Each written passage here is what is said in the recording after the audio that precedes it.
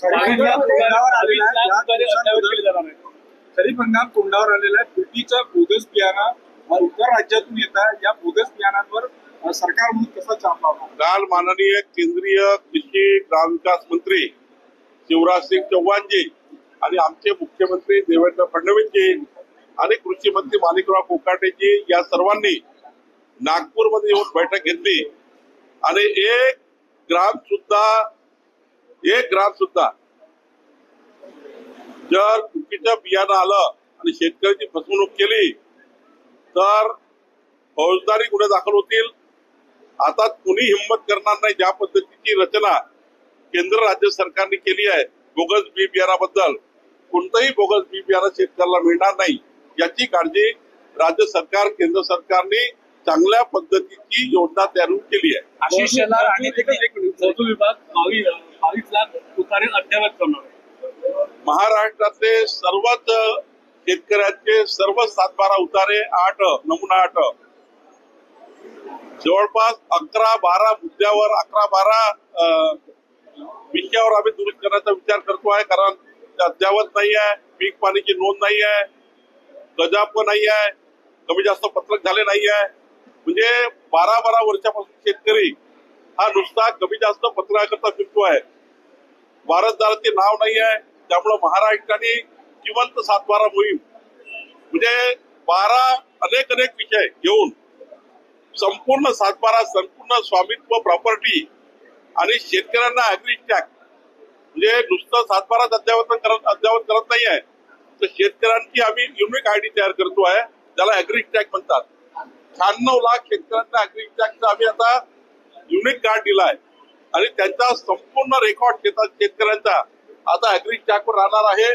केंद्र राज्य सरकारच्या सर्व योजना अॅग्री टॅक्सच्या माध्यमातून युनिक कोडच्या माध्यमातून शेतकऱ्यांना मिळणार आहे आणि म्हणून राज्याचं महसूल खातं या राज्याच्या संपूर्ण शेतकऱ्यांमध्ये जाणार आहे. तसंच आम्ही निर्णय घेतला आहे राज्यात 30 लक्ष घरं प्रधानमंत्री आवास योजनेचे घरं आता बनणं सुरू झालेले आहे. या सर्वांना आमचे तहसीलदार आमचे बीडीओ हे त्या घरकुल मालकाच्या घरी जाऊन आम्ही महसूल खात्याच्या घरी जाऊ घरकुल मालकाच्या आणि त्यांना 5 प्रकारची रॉयल्टी घरपोच देऊ आणि जवळच्या रेती घाटावरनं रेती देऊ आणि सोबतच माननीय मुख्यमंत्र्यांनी जाहीर केलं की 30 लाख घरांना सोलरचं यंत्र म्हणजे त्यांना 30 वर्ष वीज देणार नाही अशी योजना तयार केली आहे. त्यामुळं राज्यामध्ये घरकुलांना रेती, गावातल्या प्रायव्हेट घरमालकांना तहसीलदार रेती देईल आणि गावातले घर गावामधल्याच रेतीने बनतील आणि पूर्ण धोरण आता या राज्यामध्ये लागू झालेलं आहे.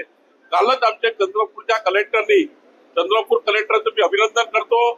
पहिल्यांदा राज्याच्या निविदा त्यांनी पूर्ण केल्या आणि आता तिथली चोरी म्हणजे चंद्रपूर जिल्ह्याची चोरी, वाळू चोरी आता बंद होईल. असंच आता आम्ही राज्यामध्ये आम्ही करतो म्हणजे जिल्ह्यामध्ये आम्ही करतो आहे. पहिलं टेंडर आता पूर्ण झालं आहे. राज्याचे संपूर्ण निविदा या लवकरच पूर्ण होईल आणि राज्यामधला वाळू प्रश्न हा निकाली निघेल. शेवटचा प्रश्न सर असा आहे, ज्या पद्धतीनं एक माणूस एक पद एक धोरण आहे भाजपचं, प्रदेशाध्यक्ष जे आहे ते आता बदलले जाणार आहेत आणि चंद्रशेखर बावनकुळे आणि आशिष शेलार यांच्या जागी दुसरे व्यक्ती निवडणुकीच्या पूर्वी महानगरपालिकेच्या नंतर, तुमची माहिती काय आहे?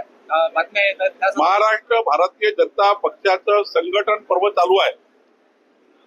आम्ही 1,51,00,000 भारतीय जनता पार्टीचे प्राथमिक सदस्य पूर्ण केले.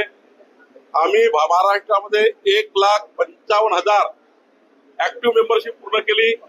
आम्ही राज्यातल्या 1,186 बूथवर बूथ अध्यक्ष आणि कमिटी आम्ही पूर्ण केली.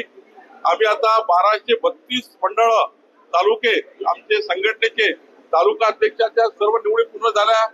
आमच्याकडे आता 80 जे जिल्हे आहेत संघटनेचे त्यामधल्या 58 जिल्हाध्यक्षाची निवड झाली.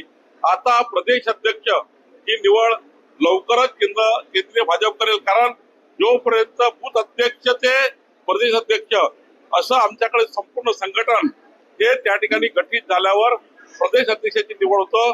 मला वाटतं केंद्रीय भाजप आता जेव्हा ठरवेल तेव्हा ही निवडणूक होऊ शकतं. निवडणुकीचे खालचे टप्पे पूर्ण झाले आहेत.